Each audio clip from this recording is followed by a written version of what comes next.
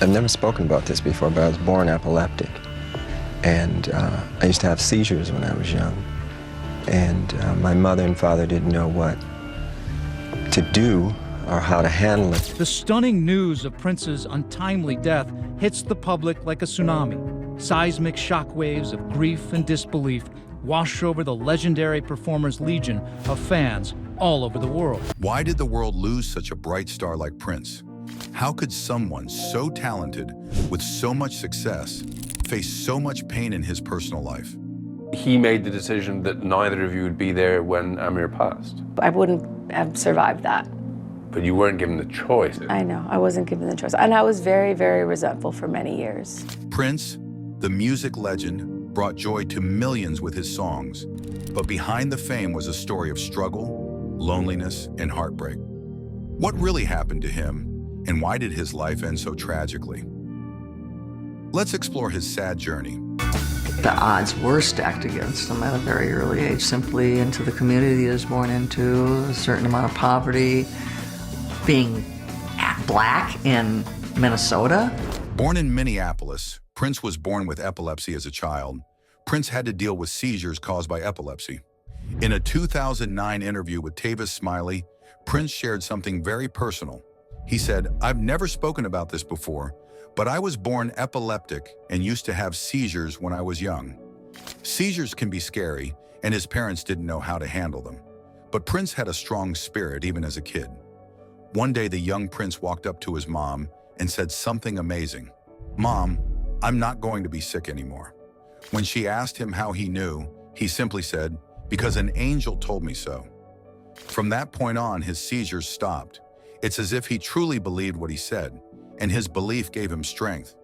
My mother told me one day I walked into her and said, "Mom, I'm not going to be sick anymore." And she said, "Why?" And I said, "Because an angel told me so." Now, I don't remember saying it. That's just what she told me. Later on, he was signed to Warner Brothers Records when he was just 17 years old. Imagine being that young and already a professional artist. But Prince wasn't just any artist. He wrote, produced, and played every instrument on his first album, For You, which came out in 1978. Right from the start, Prince made it clear he was going to do things his way and wasn't going to let anyone tell him otherwise. Warner Brothers believed in him so much that they stuck by his side for 6 years and 6 albums before he finally had his first #1 album, Purple Rain, in 1984. It was worth the wait. Purple Rain became a huge success, and Warner Bros. Reaped the rewards. But things didn't stay smooth forever. Prince and Warner had one of the biggest artist label fights ever.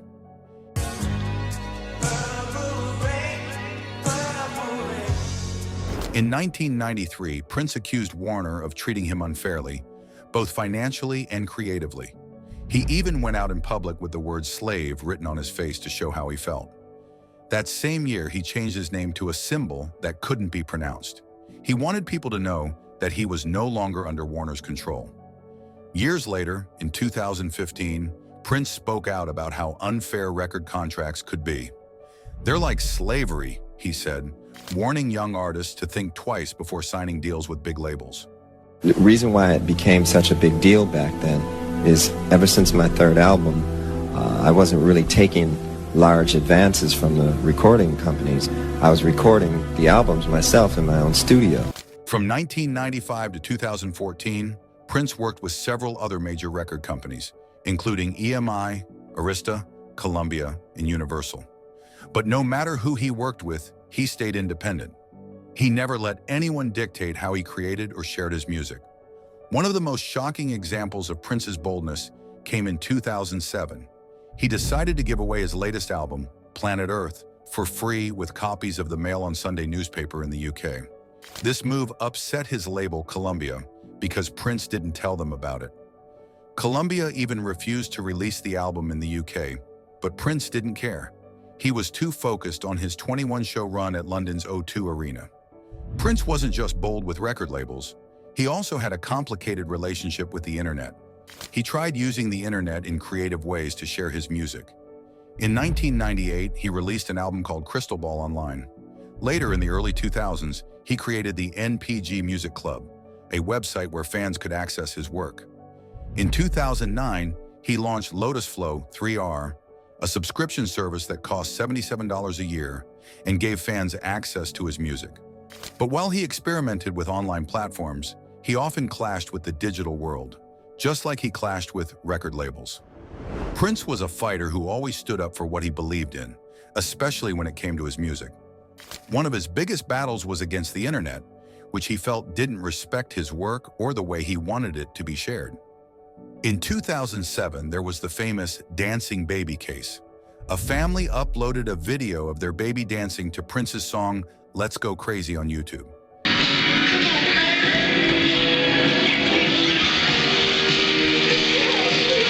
It seemed innocent, but Prince wasn't happy. He believed his music was being misused online. He wanted control over how his art was shared, so he demanded that the video be removed. This wasn't a one-time thing. Over the years, he targeted websites like eBay, the Pirate Bay, Vine, and more, trying to stop them from using his music without his permission. In 2010, Prince made a bold statement. "The internet is completely over." People thought this was strange, but 5 years later, he explained what he meant. He told The Guardian, "The internet is over for anyone who wants to get paid." He pointed out that big companies like Apple were making money from music, but the artists weren't getting their fair share. He asked, "Tell me a musician who got rich from digital sales?" Despite his strong stance, Prince later softened his approach. He partnered with Tidal, a music streaming service, to share his catalog exclusively. However, there were still hiccups. For instance, his song Stare briefly appeared on Spotify, which wasn't part of his agreement. YouTube remained his biggest problem. At one point, he even removed his performance of Radiohead's Creep at Coachella from the site. Tom York, Radiohead's lead singer, had to step in and ask YouTube to bring it back. Some people thought Prince was being difficult or old-fashioned. But by 2016, his views didn't seem so strange. The music industry was struggling with what they called a value gap. Platforms like YouTube had millions of users, but they weren't paying musicians nearly as much as other services like Spotify and Apple Music. Prince saw this problem before most people did. Prince shocked many fans when he decided to sue 22 people for sharing his live concert recordings online without permission. These recordings, known as bootlegs, are illegal copies of performances. Prince is asking for $22 million in total. $1 million from each person he says is involved. 2 of the people being sued run a Prince fan page on Facebook. The other 20 are bloggers connected to websites that share bootleg recordings. Prince believes this group is part of a bigger network that shares his music without his approval. He says this is hurting him and his work because it encourages others to do the same thing. The lawsuit, which you can find online, names some of the people involved, but not all. Some of the usernames mentioned, like Purple Kiss 2, suggest that many of the people being sued are actually fans of Prince. This has upset some Prince supporters who think it's unfair for him to go after his own fans. Well, it seems to be the age-old problem of prejudice and misunderstanding between so-called races. I mean, I wrote a song once about a large ball, black on one side, white on the other, and if you have a person about this big only seeing that one side, that's the way they think the world is. Prince opened up about racism in the entertainment industry during an interview with Mojo. Speaking from a private Caribbean hideaway, he shared his thoughts about how black artists are treated differently compared to white artists in music and film. Prince said, "It's about money. I can't afford to make a movie like The Great Gatsby and have it fail. Didn't you know that black people don't get a second chance?" He went on to explain what comedian Chris Rock had said before. Leonardo DiCaprio can make one bad movie after another, and he keeps working. But if Chris Rock makes one bad movie, he's out. Black people aren't allowed to make mistakes. These comments highlight a serious problem. While some stars have the freedom to fail and try again, black artists often don't get the same opportunities. Prince also talked about his new album, Plectrum Electrum. He said the album has new songs with influences from great musicians like Sly and the Family Stone, Joni Mitchell, Santana, Miles Davis, and James Brown. One track called Tictacoe was inspired by a night he spent listening to the Cocteau Twins. Prince explained, We recorded it in Brian Ferry's studio in London after a night of partying with Cocteau Twins music playing. You can't understand their lyrics, but their harmonies feel like a dream. During the album's playback, someone compared the music to Led Zeppelin. Prince wasn't too happy with the comparison, saying, "Jimmy Page was cool, but he couldn't keep the beat without John Bonham."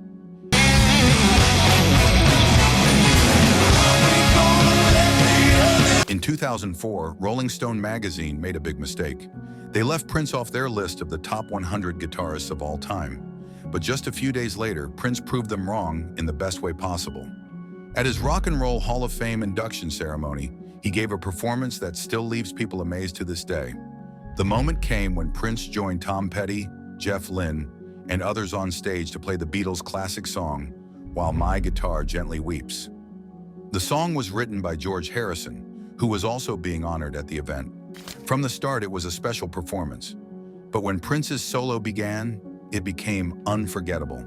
Prince played his yellow guitar like no one else could. His fingers moved so fast, but he made it look easy. His solo had a mix of sounds, soft, loud, high, and low, that made the guitar feel alive. The audience was silent, completely in awe. Towards the end, Prince leaned back and fell off the stage. But a security guard caught him and helped him back up, and he kept playing without missing a beat. The show's producer, Joel Gallen, later revealed that Prince didn't rehearse the solo much. "He didn't really show us what he was going to do," Gallen said. "He just told me not to worry. And then he gave us one of the best musical moments I've ever seen." Tom Petty, one of the big names performing alongside Prince, later shared his thoughts. "You see me nodding at him to say, 'Go on,' he said. I remember leaning out and giving him a, 'This is going great' kind of look. He just burned it up. You could feel the electricity, like something huge was happening." Prince's performance was already incredible, but the moment everyone still talks about came at the very end of the song. Prince took off his guitar, which seemed normal at first. It looked like he was going to set it down, but instead he threw it into the air. And here's the strange part. The guitar never came back down. It disappeared. Even Tom Petty was amazed. "I didn't even see who caught it," he said. "I just saw it go up and couldn't believe it didn't come back down. Everyone wonders where that guitar went. I was on stage and I wonder where it went too."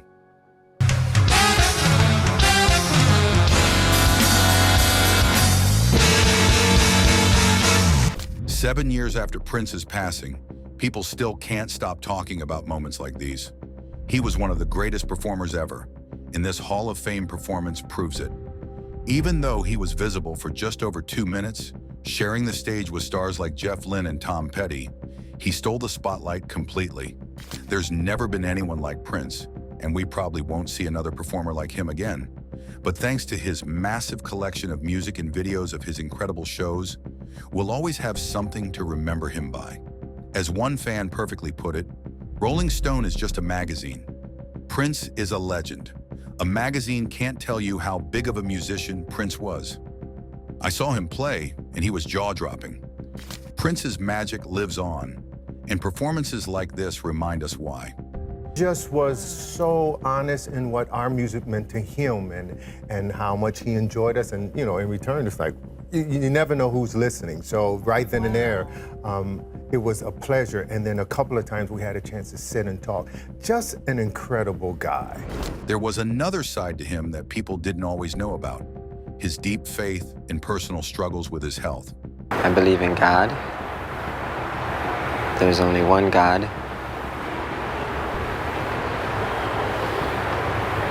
And I believe in the afterworld. In the 2000s, Prince became a Jehovah's Witness, a religion known for its door-to-door preaching. And I just want people to know that I'm very sincere in my beliefs. His good friend Larry Graham, who used to play bass for the famous band Sly and the Family Stone, introduced him to the religion. Prince himself didn't call it a conversion, but rather a realization. He compared it to the moment in the movie The Matrix when the main character, Neo, learns the truth about the world. Prince started going to meetings at a local Kingdom Hall and even knocked on doors to talk about the faith. just like other Jehovah's Witnesses. He once said that people were usually surprised to see him, but most were really cool about it. While Prince was passionate about his faith, he also had to deal with serious health problems. As a performer, he was known for his high-energy shows, where he'd jump, dance, and prance around on stage in high-heeled shoes. Unfortunately, this took a toll on his body. By the mid-2000s, rumors started to spread about Prince having terrible hip pain. It was said that he might have needed hip surgery, but as a Jehovah's Witness, he refused to have blood transfusions, which are not allowed in his faith. Instead, Prince reportedly relied on painkillers to get through his daily life. In fact, he had been complaining about pain in his hip and ankles since at least 2001. Some people even said that he was already struggling with his hips during his 2001 Purple Rain tour back in 1984 to 1985. Over the years, the pain got worse, and it was reported that he did eventually have some surgery, though the details were unclear. Despite his attempts to manage the pain, it's believed that Prince continued to use painkillers until his death. What is the status of your baby? Well, our family exists. We're just beginning it. When it comes to his personal life, it was full of ups and downs, just like anyone else's. Even though he was a huge star and loved by many, his marriages didn't last, and he faced a deep sadness that no parent should ever have to go through. Prince was married twice, and both marriages ended in divorce. His first wife, Maddie Garcia, was a dancer and backup singer who worked with him for years. They got married on Valentine's Day in 1996. At first, things seemed perfect, but the happiness didn't last long. The couple experienced a devastating loss when their newborn son, Amir, died just 6 days after being born. Amir had a rare condition called Pfeiffer syndrome, which meant his body couldn't develop normally. This was a heartbreaking event for both of them. In her memoir, The Most Beautiful, My Life with Prince, Mate shared that her favorite memory with Prince was when she told him she was pregnant. However, their joy quickly turned to sorrow when their son was born with serious health problems. Despite the couple's efforts to help him with medical treatments, Amir couldn't survive. He died in October 1996, just days after being born. He made the decision that neither of you would be there when Amir passed. I wouldn't have survived that. But you weren't given the choice. I know, I wasn't given the choice. And I was very, very resentful for many years. After that tragedy, Mate and Prince tried to make their relationship work, but ultimately divorced in 2000. The pain of losing a child is something that can tear people apart, and it seemed to affect their marriage in a deep way. In 2001, Prince married again, this time to Manuela Testolini. Manuela worked for his charity, love for one another, and the two bonded over their shared passion for helping others. They got married in 2001, but like his first marriage, it didn't last. They divorced in 2006, but it seems they parted on friendly terms. After Prince passed away, Manuela revealed that he had spent many years quietly helping those in need through his charitable work. The stunning news of Prince's untimely death hits the public like a tsunami. Seismic shockwaves of grief and disbelief wash over the legendary performer's legion of fans all over the world. Prince passed away suddenly on April 21st, 2016, but something important happened just days before his death. He was treated for a drug overdose only 6 days before he died. Multiple sources tell TMZ that Prince's private jet made an emergency landing in Moline, Illinois on April 15th, 2016, after he performed in Atlanta. At the time, his team said he was sick with the flu, but something didn't add up. The plane was only 48 minutes away from his home, so why did it make a sudden stop? Sources in Moline later revealed that Prince had to be rushed to a hospital where doctors gave him a special shot. This shot is usually used to help people who have overdosed on opiates. Doctors told Prince to stay in the hospital for 24 hours, but his team wanted a private room. When the hospital said that wasn't possible, Prince and his team decided to leave after just 3 hours. Even though he wasn't feeling well, he got back on the plane and flew home. It was later revealed that Prince had been quietly struggling with an opioid addiction. On April 7th, 2016, he had seen his bodyguard's doctor, received an IV, and was given medicine for nausea and vitamin D. But just a week later, on the night of April 14th to 15th, he passed out on a plane, which had to land in Illinois. At first, everyone thought he had the flu, but it turned out he had overdosed on the painkiller Percocet. Sadly, Prince had been hiding his drug problem. His bodyguard, Kirk Johnson, said he didn't realize how bad it was until the plane incident. Prince had been using painkillers to cope with his pain, and it led to an addiction. When Prince was found dead in an elevator at his Paisley Park home on April 21st, 2016, it shocked the world. He was only 57 years old. Local authorities started an investigation, and soon it was discovered that Prince's overdose was likely an accident. He had taken pills that looked like regular painkillers but were actually counterfeit pills laced with fentanyl, a powerful drug much stronger than heroin. It was just horrifying. You're talking about the most talented pop musician of his era.